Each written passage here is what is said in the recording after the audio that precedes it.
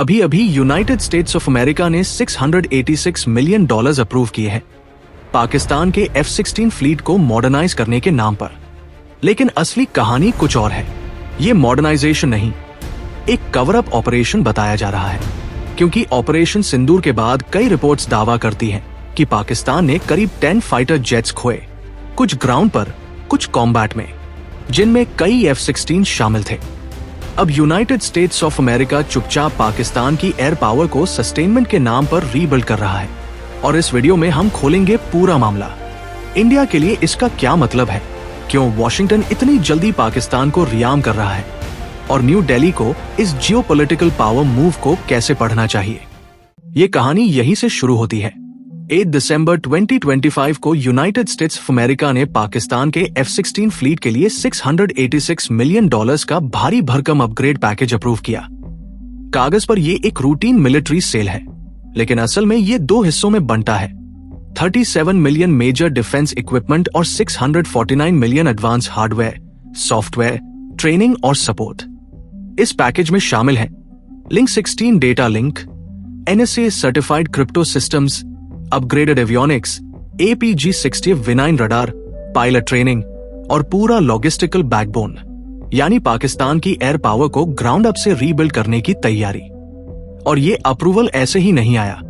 Operation सिंदूर के बाद पाकिस्तान ने करीब 10 जेट्स खोए, कई F-16 भी, और ठीक उसी के बाद यूनाइटेड स्टेट्स ऑफ अमेरिका ने 1 साल से भी कम समय में $1 बिलियन से ज्यादा की मिलिट्री मदद पुश कर दी। अब सवाल सिर्फ इतना नहीं कि पाकिस्तान क्या हासिल करेगा, बड़ी बात यह है कि इससे साउथ एशिया का स्ट्रैटेजिक बैलेंस कैसे बदलने वाला है, और इंडिया को किस नई रियलिटी के लिए तैयार होना पड़ेगा। जब हम इस पूरे डिफेंस पैकेज के अंदर झांकते हैं तो साफ दिखता है कि $686 मिलियन की ये अप्रूवल केवल एक सामान्य तकनीकी रिफ्रेश नहीं है। ये एक लेयर्ड मल्टी सिस्टम मॉडर्नाइजेशन है, जिसमें असली जोर सस्टेनमेंट और इंटीग्रेशन पर रखा गया है। पूरा ढांचा 2 हिस्सों में बंटा है, 37 मिलियन मेजर डिफेंस इक्विपमेंट के लिए और 649 मिलियन उस विशाल हार्डवेयर सॉफ्टवेयर सपोर्ट इकोसिस्टम के लिए जो पाकिस्तान की F-16 फ्लीट को अगले 15 वर्षों तक ऑपरेशनल बनाए रखने का आधार तैयार करता है। इसी बड़े हिस्से में radar upgrades, avionics improvements, power systems, diagnostic tools और मिशन कंप्यूटर्स जैसे क्रिटिकल सबसिस्टम्स शामिल है, जिनके साथ updated flight software, maintenance algorithms और नेविगेशन एनहांसमेंट्स भी बंडल है। ये पूरा फ्रेमवर्क पाकिस्तान के F-16 प्लेटफॉर्म्स को एक आइसोलेटेड एयरक्राफ्ट से उठाकर एक इंटरकनेक्टेड मल्टी डोमेन नोड में बदल देता है। सबसे ट्रांसफॉर्मेशनल हिस्सा है link 16 tactical data link integration, 92 units. इसके साथ पाकिस्तान के फाइटर पायलट्स अब encrypted real time information network में ऑपरेट कर सकते हैं, जहां पोजिशनल डेटा, थ्रेट क्यूज और टारगेट असाइनमेंट्स एक यूनिफाइड टैक्टिकल पिक्चर में मर्ज होते हैं। ये आर्किटेक्चर, जो मिल-एसटीडी और स्टैनक स्टैंडर्ड्स पर आधारित है, फ्रीक्वेंसी हॉपिंग और स्प्रेड स्पेक्ट्रम वेवफॉर्म के जरिए इलेक्ट्रॉनिक इंटरफेरेंस का मुकाबला करता है, जिससे कंटेस्टेड एयर स्पेस में भी सिक्योर कनेक्टिविटी बनी रहती है। लिंक 16 को सक्षम बनाने के लिए NSA certified type 1 cryptographic systems भी पैकेज में जोड़े गए हैं। ये devices secure communication, mission directives और रडार फिट टारगेटिंग इंफॉर्मेशन को प्रोटेक्ट करते हैं, जबकि डेडिकेटेड की मैनेजमेंट सिस्टम्स ये सुनिश्चित करते हैं कि सभी क्रिप्टोग्राफिक कीज कंट्रोल्ड, रोटेटेड और सिक्योरली डिस्ट्रीब्यूटेड रहें।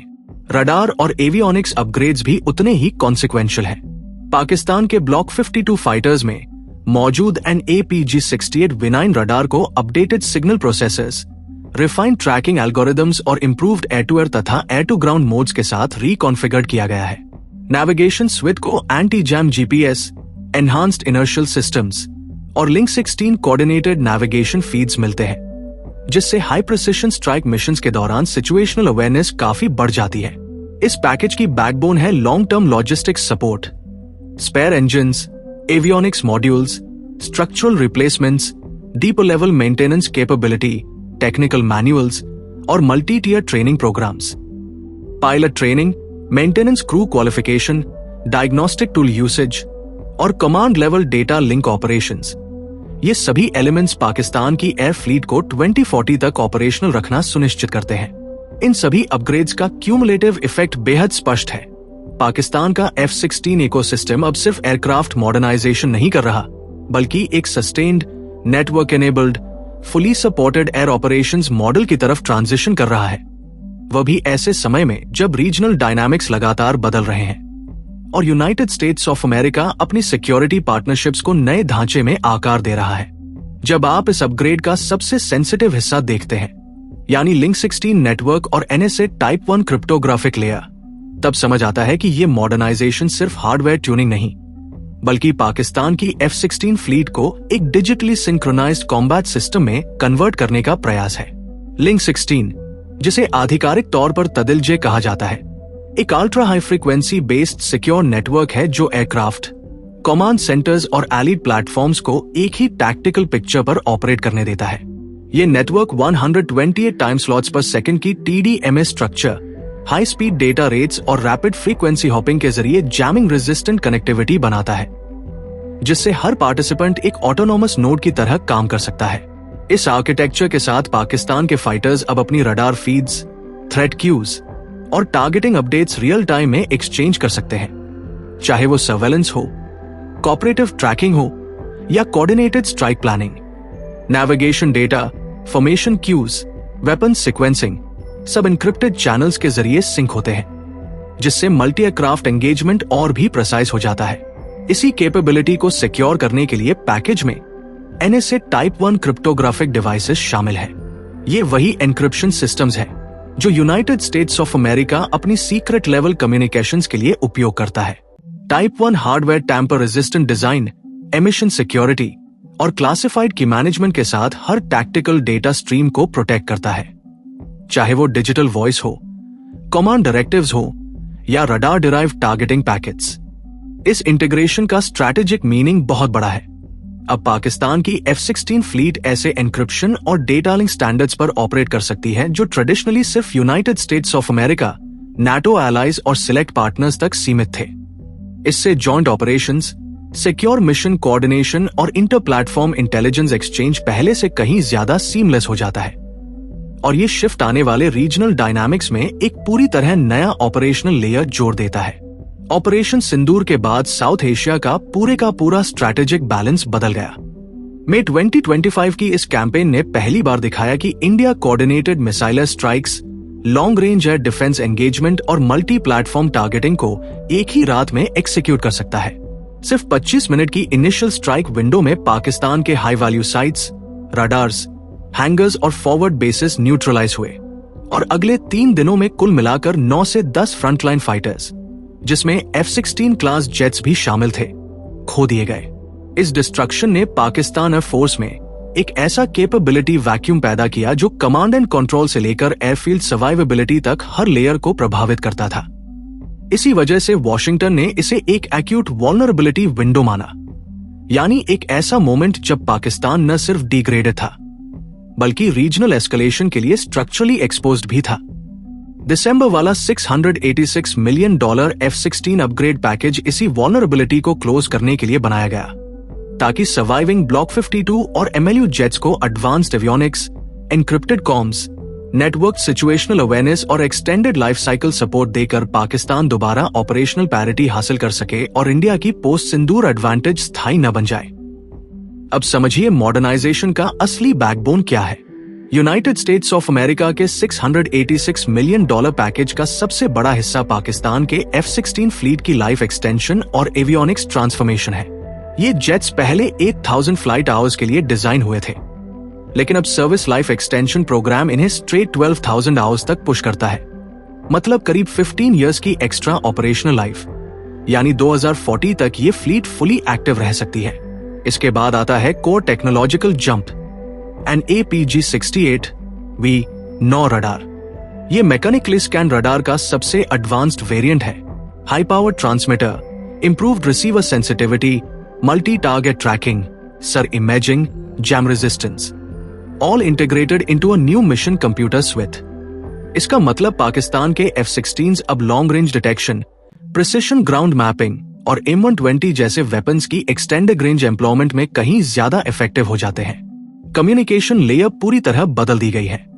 Link 16 network, 92 terminals, NSA type 1 encryption और बियॉन्ड लाइन साइट रेडियोज, जो पहले सिर्फ यूनाइटेड स्टेट्स ऑफ अमेरिका और नाटो एसेट्स में स्टैंडर्ड थे, अब Pakistani pilots real time target tracks, threat cues, fuel status और कमांड डायरेक्टिव्स नेटवर्क से पुल कर सकते हैं और अपनी रडार फीड्स दूसरी प्लेटफॉर्म्स को पुश कर सकते हैं। इस सब को चलाने के लिए फुल स्पेक्ट्रम पायलट, टेक्नीशियन और कमांड सेंटर ट्रेनिंग भी पैकेज का हिस्सा है।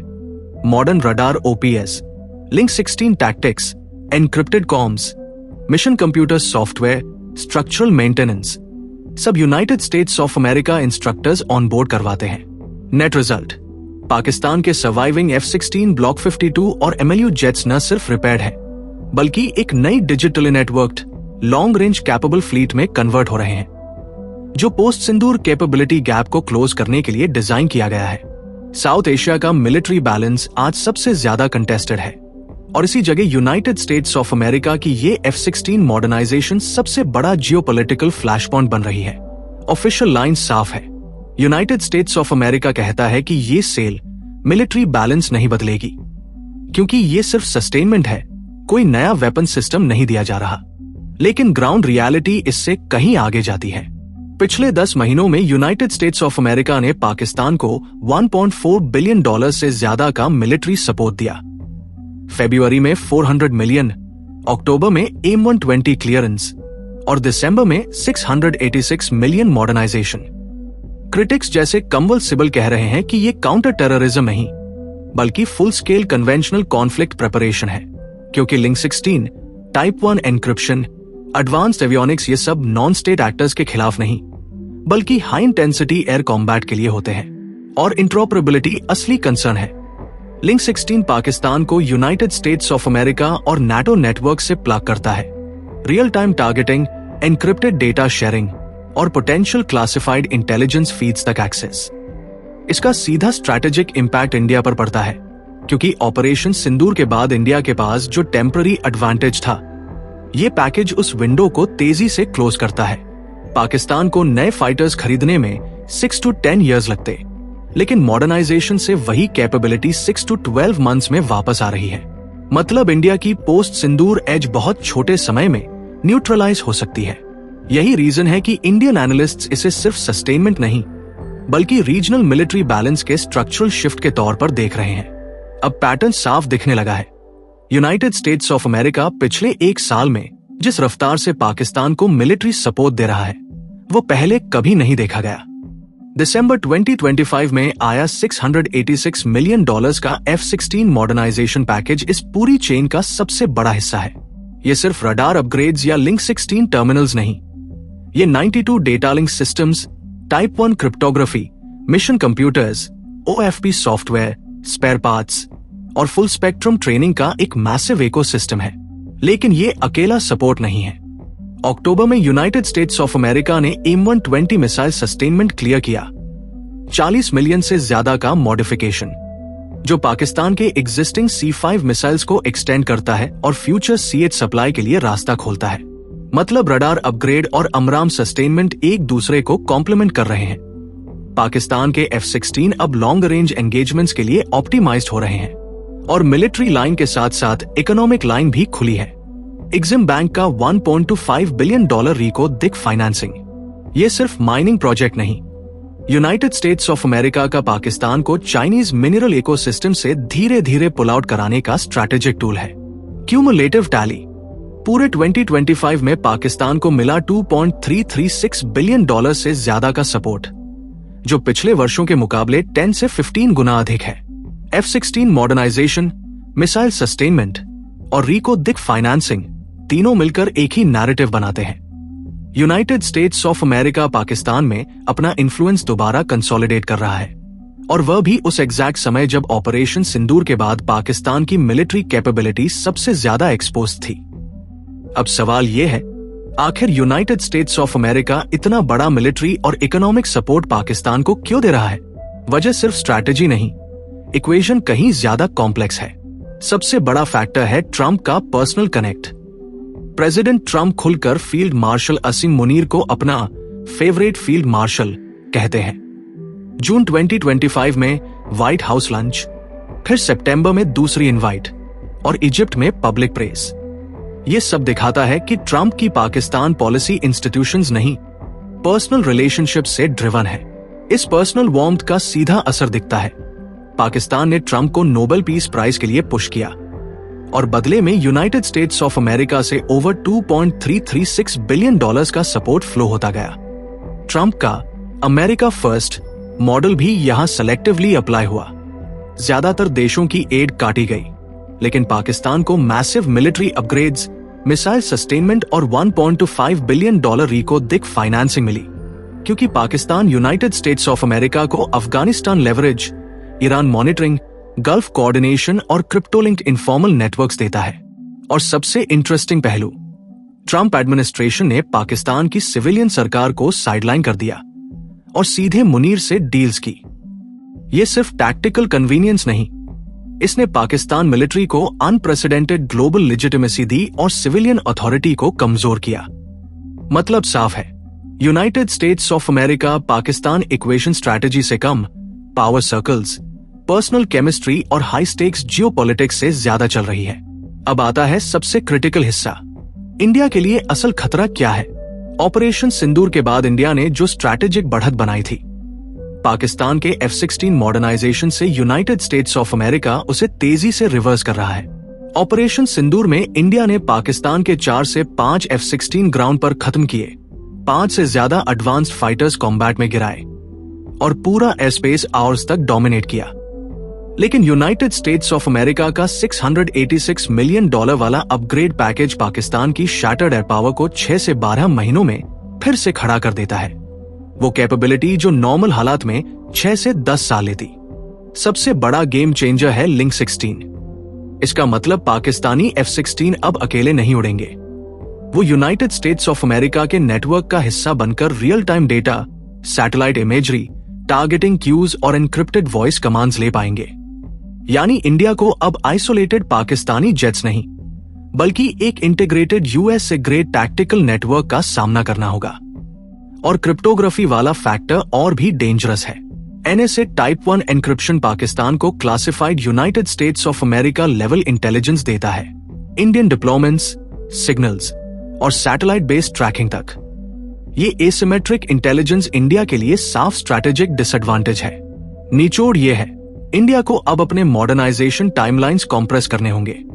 राफेल इंटीग्रेशन तेज, तेजस MK2 और AMCA एक्सेलरेशन, ब्रह्मोस स्टॉकपाई एक्सपांशन और सबसे जरूरी, अपना India specific network centric system जो यूनाइटेड स्टेट्स ऑफ अमेरिका पर बिल्कुल डिपेंड न करे। पाकिस्तान का अपग्रेडेड F-16 फ्लीट सिर्फ मॉडर्नाइजेशन नहीं है, ये इंडिया के स्ट्रैटेजिक कैलकुलस में एक पूरी तरह नया वेरिएबल है।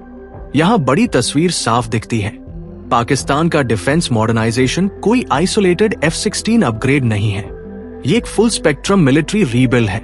Air force, navy, army, cyber, data links, सब कुछ एक साथ अपग्रेड हो रहा है। और यूनाइटेड स्टेट्स ऑफ अमेरिका का $686 मिलियन वाला F-16 पैकेज इस पूरी आर्किटेक्चर का सबसे डिसाइसिव हिस्सा है। इससे होता क्या है, पाकिस्तान की एयर पावर प्री ऑपरेशन सिंदूर स्तर पर सिर्फ 6 से 12 महीनों में वापस आ जाती है। लिंक 16 और टाइप 1 क्रिप्टो उसे नाटो ग्रेड नेटवर्क में प्लग कर देते हैं और China plus United States of America दोनों मिलकर पाकिस्तान को डुअल सोर्स मिलिट्री इकोसिस्टम दे रहे हैं। इंडिया के लिए इसका मतलब है अब स्ट्रैटेजिक कैलकुलस बदल चुका है। पुरानी कन्वेंशनल सुपीरियोरिटी पर्याप्त नहीं है। इंडिया को अब accelerated modernisation, indigenous systems, high volume precision weapons और इंडिपेंडेंट नेटवर्क सेंट्रिक आर्किटेक्चर की जरूरत है, क्योंकि नेक्स्ट कॉन्फ्लिक्ट अगर हुआ तो उसकी स्पीड और स्केल 2025 से कई गुना ज्यादा होगी। रीजन के लिए इसका अर्थ है साउथ एशिया अब एक नए इक्विलिब्रियम की तरफ बढ़ रहा है, जहां दोनों nuclear states advanced, networked, rapid strike forces के साथ खड़ी है। यह स्टेबिलिटी भी ला सकता है और अनकंट्रोल्ड एस्केलेशन भी। दिसंबर 2025 का F-16 अपग्रेड सिर्फ पाकिस्तान को मॉडर्नाइज नहीं कर रहा, यह साउथ एशिया की स्ट्रैटेजिक ज्योमेट्री को रीड्रॉ कर रहा है। सवाल सिर्फ इतना है, इंडिया इस नए बैलेंस के लिए कितनी जल्दी और कितनी डिसाइसिवली तैयार होता है। यह था आज का एनालिसिस। अगर आपको यह एनालिसिस इंसाइटफुल लगा तो आपसे एक ही अनुरोध है, पॉलिसी 360 को लाइक, शेयर और सब्सक्राइब जरूर करें।